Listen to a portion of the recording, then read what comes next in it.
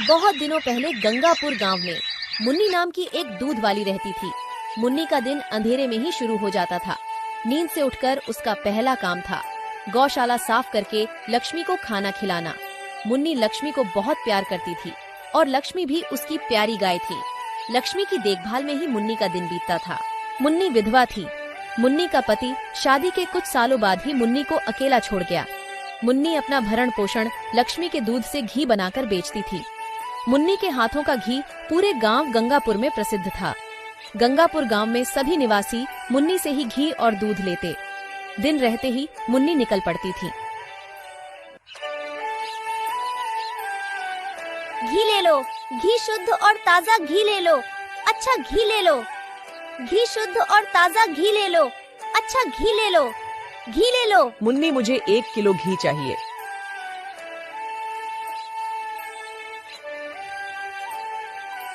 ये लीजिए काकी जी। गांव के रास्ते पर मुन्नी घूम घूम कर घी और दूध बेचती थी। बस ऐसे ही गांव की गली गली घूमकर मुन्नी का दिन कट जाता था। मुन्नी की तरक्की देखकर उसकी पड़ोसन रूपवती को बहुत जलन होती थी। रूपवती ने विचार किया कि वो भी मुन्नी की तरह व्यापार करके पैसे कमाए। अरे हमारे पास भी तो एक गाय है, मैं भी मुन्नी की तरह घी दूध का व्यापार कर सकती हूँ। मगर मुन्नी का घी पूरे गांव में प्रसिद्ध है, तो फिर मेरा घी कौन खरीदेगा? हाँ, मगर एक सुझाव है मेरे पास, जिसे मुन्नी के सभी ग्राहक मुन्नी को छोड़कर मुझसे घी दूध लेंगे। मैं मुन्नी के घी के भाव से आधे भाव में लोगों को घी बेचूंगी। शुरुआत में घी एकदम शुद्ध बनाऊंगी। जैसे ही मुन्नी का घी दूध का व्यापार बंद हो जाएगा, वैसे ही मैं घी में मिलावट करना शुरू करूंगी।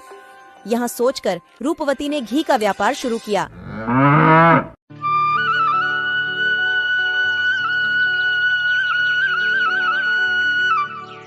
पहले रूपवती मुन्नी के ग्राहकों के पास जाती है। अरे रूपा काकी, घी ले लो, एकदम शुद्ध घी है, एकदम शुद्ध घी है।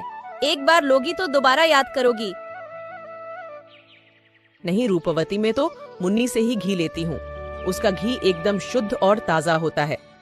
मैं क्या आपको खराब घी दूंगी क्या? मेरा घी तो मुन्नी के घी से भी अच्छा है। मुन्नी के घी से आधे दाम में है। आधे भाव में? अरे काकी, आप इतना घी लेने में सोच क्यों रही हो? पहले आप घी ले लो, घी अच्छा लगे तो घी के पैसे देना। ठीक है, अब इतना कह रही हो तो दे दो। काकी खूब खुश हो गई और काकी को रूपवती का घी बहुत पसंद आया। और फिर काकी ने यह बात पूरी गांव को बताई कि मुन्नी एक ठग है। फिर मुन्नी थोड़ा सा घी निकालकर पड़ोसी गांव में बेचने जाने लगी। मुन्नी एक दिन पड़ोसी गांव रामनाथपुर में अपना घी बेचने जाती है। तभी वहाँ एक ग्रामीण आकर मुन्नी को चिल्लाकर कहता है, मुन्नी, मैं तो तुम्हें अच्छा समझता था कि मुन्नी का घी एकदम शुद्ध और ताजा है, मगर रूपवती का घी तुम्हारे घी से भी अच्छा है और तुम्हारे घी से आधे दाम में है। मुन्नी ने चुपचाप सारी बातें सुनती रही। लक्ष्मी बता, मेरा क्या कसूर है?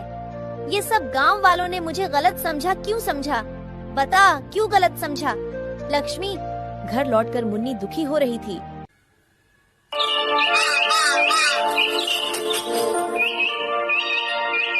रूपवती की खुशी का कोई ठिकाना नहीं था। उसकी बिक्री और अधिक बढ़ चुकी थी। अरे जो मैं चाहती थी वो हो गया, मुन्नी का व्यापार बंद हो गया। अब मुन्नी इस गांव में कभी भूलकर भी घी नहीं बेचेगी, जो मैंने सोचा था। अब वो करने की बारी आ गई। मैं पागल थोड़ी ना हूँ कि ये गांव वालों को इतने आधे भाव में शुद्ध घी खिलाऊंगी। अब इस घी में मिलावट की बारी आ गई। घी का दाम वही होगा, मगर घी पहले वाला नहीं। रूपवती ने घी में नारियल का तेल और घी गाढ़ा करने के लिए पाउडर मिलाना शुरू किया। एक दिन जमींदार के घर। हरिदास, तुम्हें आज पता ही होगा कि आज मेरी बेटी रानी का जन्म दिवस है। जी जमींदार बाबू, मुझे पता है कि आज तुम्हारी बेटी का जन्मदिन है और आप हर बार की तरह इस बार भी राजभोग का आयोजन रखोगे, जिसमें पूरे गांव वालों को निमंत्रण करना है। हाँ हरिदास, तुम उसकी चिंता मत करो। मैंने श्याम के हाथ पूरे गांव वालों को मेरी रानी बेटी के जन्मदिन के लिए आने का निमंत्रण दिया है। तुम्हें पता ही होगा कि मेरी रानी बेटी को शुद्ध घी के बने लड्डू कितने पसंद हैं। हाँ, तो तुम वो घी लेकर लड्डू बनाने के लिए वो मुन्नी से घी लेकर हलवाई को दे दो। अरे जमींदार बाबू, वो मुन्नी तो एक नंबर की ठग है। उसने पूरे गांव वालों को अच्छे से बुद्धू बनाया है। फिर हरिदास ने मुन्नी की सारी बातें जो गांव में मुन्नी की हो रही थी, वो सारी की सारी बातें जमींदार बाबू को बता दी। अरे जमींदार बाबू, आजकल वो रूपवती भी घी बेच रही है। रूपवती का घी शुद्ध और ताजा होने के साथ साथ मुन्नी के घी से आधे दाम में बेचती है। अच्छा, तो फिर तुम वो रूपवती से घी लेकर हलवाई को दे दो, मगर रूपवती को कहना कि घी जमींदार ने मंगवाया है। घी एकदम शुद्ध और ताजा होना चाहिए। फिर हरिदास जमींदार के घर से चला जाता है और जमींदार सोचता है, मुझे तो हरिदास की बातों पर यकीन ही नहीं हो रहा है कि मुन्नी ऐसा कर सकती है। हरिदास को रूपवती रास्ते में ही मिल जाती है। अरे रूपवती, मैं तुम्हारे घर ही आ रहा था। अच्छा है, मगर तुम मुझे रास्ते में ही मिल गई। हरिदास काका, तुम मेरे घर क्यों आ रहे थे? मुझसे ऐसा क्या काम आन पड़ा? अरे रूपवती, मुझे वो 5 किलो घी चाहिए।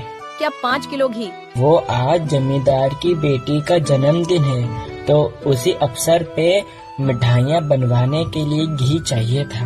हाँ, क्यों नहीं देती हूँ, देती हूँ। लो, पूरा 5 किलो घी है। फिर क्या हरिदास रूपवती से घी ले लेता है?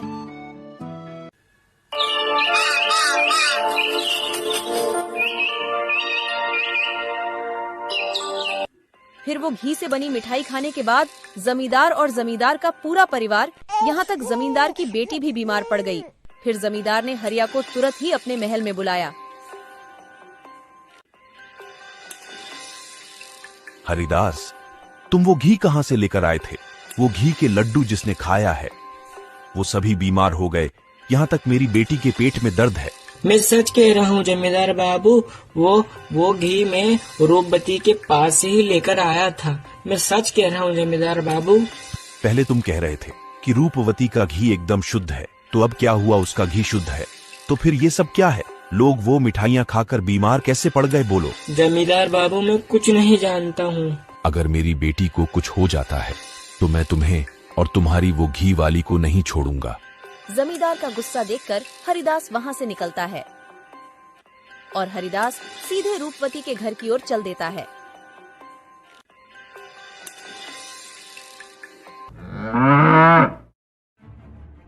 आज तो ये नारियल का तेल खत्म हो गया।